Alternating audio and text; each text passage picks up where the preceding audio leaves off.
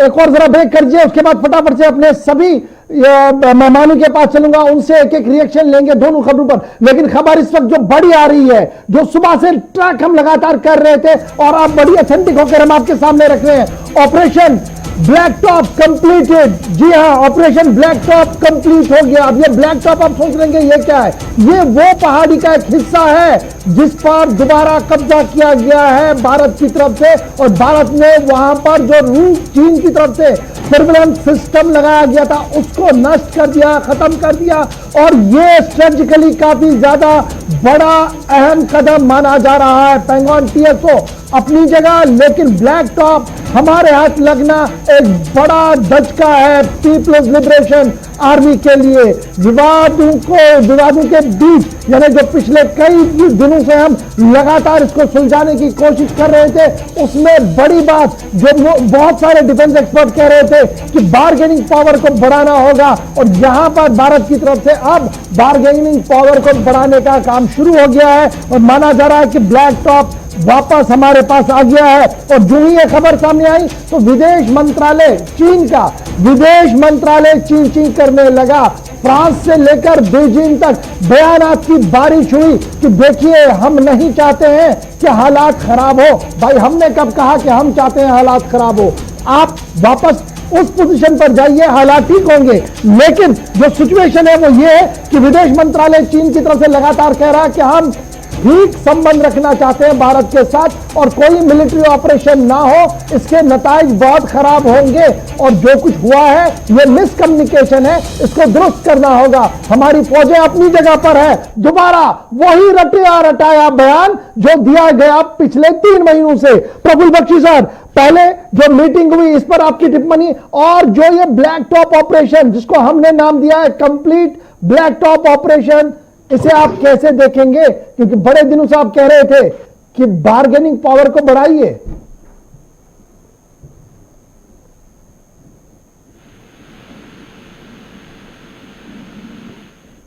और ये बहुत खुशी की बात है कि ये हमने उनको अपना वापस टैक्टिकल एडवांटेजेस एरिया वापस लिया, हाई ग्राउंड, और ये गया क्यों हमारे हाथ से, यही हमको दुख है।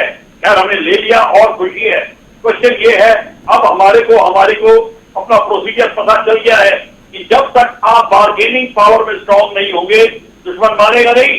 और जैसे कि हम सब बोल रहे थे, हमारे सिस्टम मेंबर सबने ये बातें कर्नल त्यागी कर ये बात कर रहे थे कि जब तक हम अपने को बार्गेनिंग पावर में नहीं पावरफुल रखेंगे तब तक नहीं होगा। और दूसरी बात है, हमारे को अपना नैरेटिव चेंज करना है। हमको वापिस जमीन वापस नहीं देनी, हमें 28 की बात करनी है, हमें टोटल बात करनी है, ताकि चीन को पता चल जाए कि भारत का मूड क्या है, और जहां की जितने हमारे लोग को डिमोरलाइज कर रहे हैं हमारे भारतीय लोग, उनको भी पता चल जाए कि असलियत क्या है। ये बहुत उम्दा कदम उठाया है, मैं सराहनीय है, और मैं इनको कांग्रेचुलेट करता हूं। कर्नल TP त्यागी साहब, तो क्या हमने अक्रॉस द बॉर्डर ये मैसेज देने में कामयाबी की कि भैया ये कोई छोटा सा आइलैंड नहीं है जहां पर आप दोष दबाव पैसों से खामोशी करेंगे? ये एक बड़ा रिपब्लिक है और अपनी टेरिटरी की सॉवरेनिटी के लिए किसी भी हद तक जा सकता है। क्या हम ये मैसेज आज देने में कामयाब हुए? थोड़ा सा।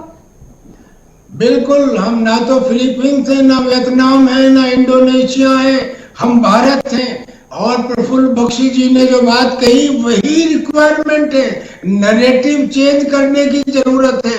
देखिए, हमारी स्पेशल फ्रंटियर फोर्स के 2 ऑफिसर लैंड माइन में, एक तो उनमें से शहीद हो गया।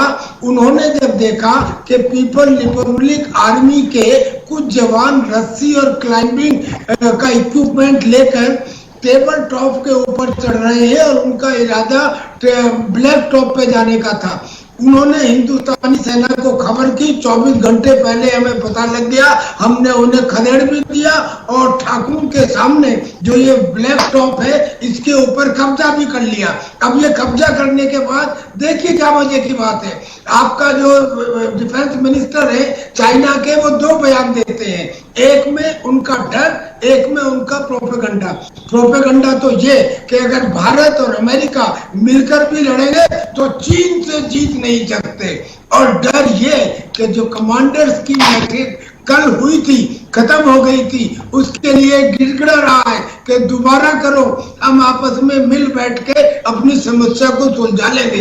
अब हम समझ चुके हैं कि समस्या को नैरेटिव चेंज करके ही सुलझाया जाएगा, और ये तो बिगनिंग है। अब आगे आगे समय के साथ चीजें और खुलेंगी, और जो आज बैठक हो रही है। ठीक है सर, टीपी त्यागी साहब दोबारा आपके पास में। कर्नल तेज टीकू, लगातार जब मैं आपसे चर्चा कर रहा था, ऑफ द रिकॉर्ड भी बात कर रहे थे, तो आप कह रहे थे कि देखिए ये दो बड़े मुल्क है, दोनों एटॉमिक पावर है, और इतनी जल्दी से मामला हल भी नहीं होगा क्योंकि दोनों के बीच अपनी अपनी लाइंस है। ये जो कुछ हुआ, क्या मैं ये मानूं कि जो जनरल बिपिन रावत सीडीएस ने सिर्फ चंद दिन पहले कहा कि देखिए अगर टॉक फेल होती है तो हमारे पास ऑप्शन खुला है, मिलिट्री ऑपरेशन ऑप्शन हमारे पास है, क्या मैं इसको उसके साथ जोड़ के देखूं? Number one. और नंबर दो, अभी भी टॉक चल रही है, आज के दिन भी हम बात कर रहे हैं अभी। देखिए, सबसे बड़ी बात यह है कि पहले भी इंडिया को तो समझ में आ रही थी ये बात, लेकिन चूंकि एक बहुत बड़ा मुल्क है, एक डेमोक्रेसी है, एक पूरे इंटरनेशनल नेशंस के कमेटी का एक हिस्सा है और यूनाइटेड नेशंस में एक बहुत बड़ा सदस्य है, तो हर एक चीज़ देखभाल करके, हर एक चीज़ सोच समझ करके करना, ताकि जो विश्व का समर्थन हमारे साथ है वो हम ना खोएं अपने हरकत से। लेकिन इतनी देर अप्रैल से लेकर अभी तक 12, आज तो 13वां आपस में बातचीत का सिलसिला है, उसकी 13वीं कड़ी है आज, और 10-10, 12-12 घंटे ये बातचीत शुरू हुई है। और अब ये तो बिल्कुल पूरे विश्व को पता चल गया है कि चाइना दो ट्रैक पर ये कार्रवाई कर रहा है। एक ट्रैक पर तो वो हमसे बातचीत कर रहा है, लेकिन वो बातचीत कहीं पहुंच नहीं रही है, और दूसरी ट्रैक पर वो पेंगोंग सोंग के इलाके में या दिप्सांग के इलाके में या गोगरा हॉट स्प्रिंग्स के इलाके में जब वो अंदर आया है तब से पीछे जा नहीं रहा है। तो इंडिया के पास भी, हमने कई बार ये टेलीविजन में भी बोला, ये 3,500 किलोमीटर की लंबी लाइन ऑफ एक्चुअल कंट्रोल है, और जब सीडीएस ने बोला कि हमारे पास मिलिट्री ऑप्शन भी खुला है, एटलीस्ट तब चाइना को ये सोचना चाहिए कि वो पूरे 3,500 किलोमीटर की लाइन ऑफ एक्चुअल कंट्रोल को डिफेंड नहीं कर सकते, कोई भी डिफेंड नहीं कर सकता। इसलिए जो वो कार्रवाई करेंगे हम उसका दुगना उनको वापस पे करेंगे, और ब्लैक टॉप को कैप्चर करना ये उसमें पहली कड़ी है। और आप देखेंगे अगर वो फिंगर 5 के पीछे फिंगर 8 में नहीं चले जाते हैं, डेप्सांग में वाई जंक्शन नहीं छोड़ते हैं, तो इंडिया भी वही करेगा जो आज उन्होंने उसका एक छोटा सा एक ट्रेलर उनको दिखाया है। बहुत खूब, मैंने ट्रेलर तो आज था, अभी तो फिल्म और कहानी बाकी है। मैं आऊंगा रहमत आपके पास, बड़ी खबर आपके पास जरूर आऊंगा। लेकिन प्रफुल्ल बख्शी सर, आपसे एक बड़ा इंपॉर्टेंट कमेंट लेना चाहूंगा। ये जो अभी कुछ इसमें कंफ्यूजन है, ये जो पैंगोन टीएसओ है और ये जो ब्लैक टॉप की बात हो रही है, ये दो अलग अलग स्पॉट्स है, क्या मैं सही हूं इसको एनालिसिस करने में? देखिए, पैंगोंग के साउथ में ही जो सदर्न बैंक है, वहां पे ये हाई ग्राउंड है, और ये हाई ग्राउंड जो है, आप इसके ऊपर करके ऑब्जर्वेशन आपकी बेटर हो जाती है, टैक्टिकल एडवांटेज हो जाता है। बेसिकली इन्होंने इसको लेने के लिए ये अभियान चलाया था।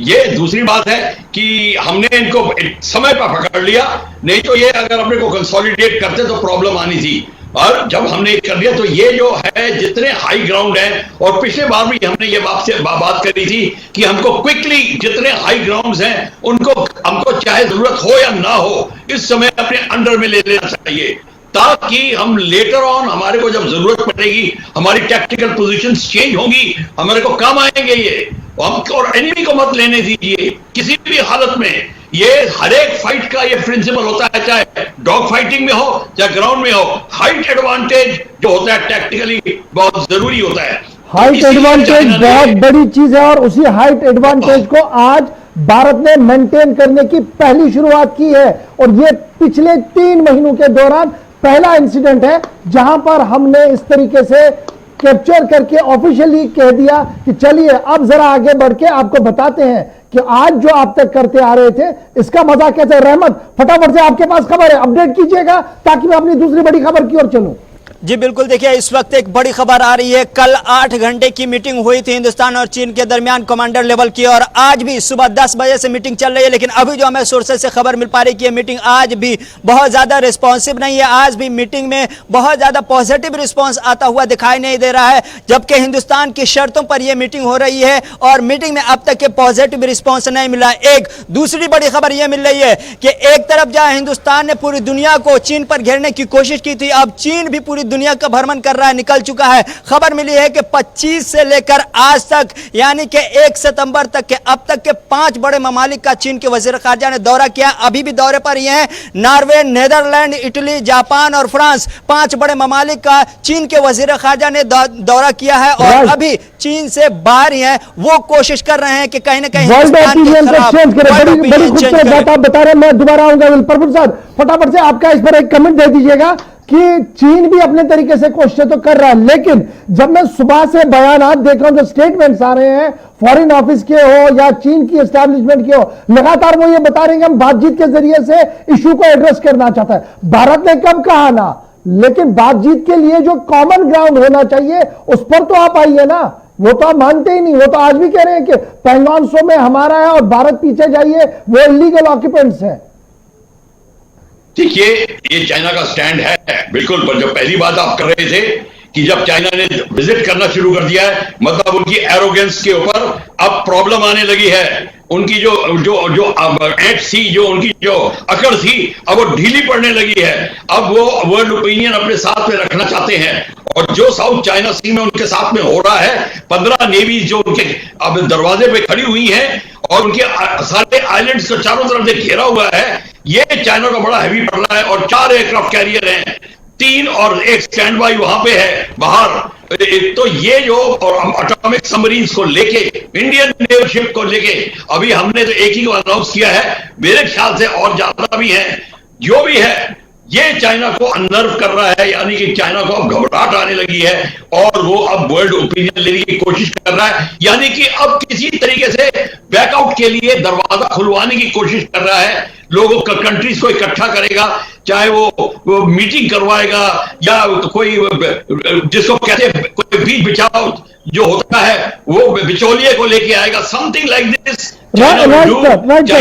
कर्नल टीपी ताकि बड़ा इंपॉर्टेंट ये है कि अभी तक हमें लग रहा था कि एक मजबूत मुल्क है, शायद उन्हें फर्क नहीं पड़ता कि एक दुनिया एक साइड से हो और चीन और कुछ देश एक साइड से हो। अब जैसे रहमत कते कह रहे हैं कि पिछले 15 दिन के दौरान विदेश मंत्री तो बीजिंग में है ही नहीं, कभी एक जगह तो कभी एक जगह। एक ये जो इनकी पॉलिसी है, क्या ये कहीं पर फायदेमंद कोई इनका ऐसा चीज मिल सकता है इंटरनेशनल मार्केट से? एक और दूसरा, जब हम साउथ चाइना सी की बात करते हैं तो क्वाड को लेकर आज एक बड़ी डेवलपमेंट हुई है। अमेरिका ने कहा कि आइए हम बैठक करें और ये जो सप्लाई चेन है इसको रिस्ट्रक्चर करके चाइना से खत्म करें। तो क्या ये उसका भी डर सता रहा है उन्हें? बिल्कुल बिल्कुल ये डर सता रहा है सर। अगर चीन जो पहले कहता था कि सारी दुनिया एक तरफ हो जाए तो भी मैं उनसे लड़ सकता हूं, लेकिन उसने सिर्फ एक देश की, भारत की एक छोटी सी एक्टिविटी देखी और उसके बाद उसी से देख के वो और दूसरे देशों के पास जाने लगा। लेकिन दूसरे देशों की opinion on the spur of the movement नहीं बदलती। भारत का एक लंबे समय का सांस्कृतिक चरित्र रहा है जिसकी वजह से आज दुनिया हमारे साथ है, और चाइना के कोरोना की वजह से